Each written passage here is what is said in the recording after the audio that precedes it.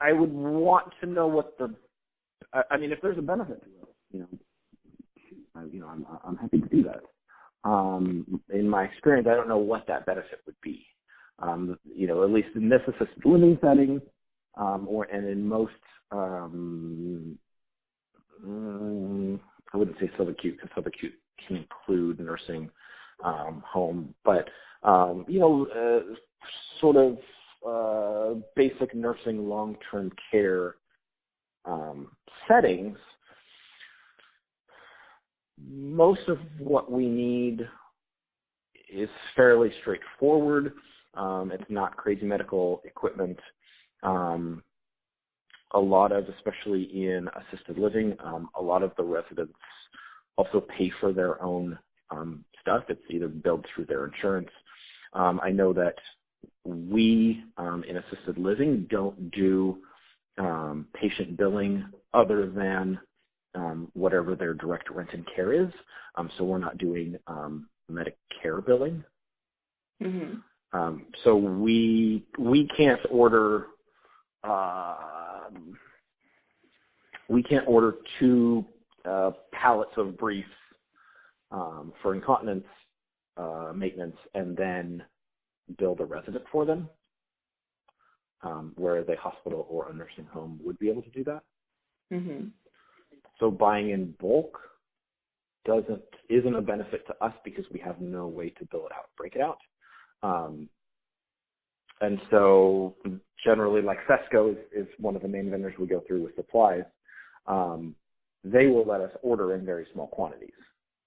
And they will also, and I'm not saying that a McKesson wouldn't, but Fesco, who we go through now, they can drop off, 10 boxes, and it has 10 different invoices to 10 different residents. And they're happy with that quantity of business. Okay, so it sounds like a Fesco is better set up to provide supplies according to how you're billing, since it's patients paying, you're billing the patients directly, so you don't necessarily have to deal with like Medicare claims and all of that and processing Correct. that. So it makes more sense for it to be more of these. Right. Yeah, we don't. Okay. Right, like a hospital or a nursing home has a central supply, so they're going to have an enormous space with all these supplies, and then you can go into the computer, you can order them internally, and then bill the person for that. We don't do that, and with medication, we actually can't do that. It's outside of our regulations. So we can't order 10,000 Tylenol and then dispense them as needed. Every one of our residents has to have a bottle of Tylenol if that's in their order. And so things look much more, even though medications have to be packaged a certain way, the way that we operate looks much more like the way people manage themselves at home than it does like a hospital. And is that pretty typical for this kind of a post-acute care facility, or is some of that kind of affected by regulations within your state? No, so that's very typical for assisted living. Nursing home post-acute would still look more like nursing regulations since they are two different licenses.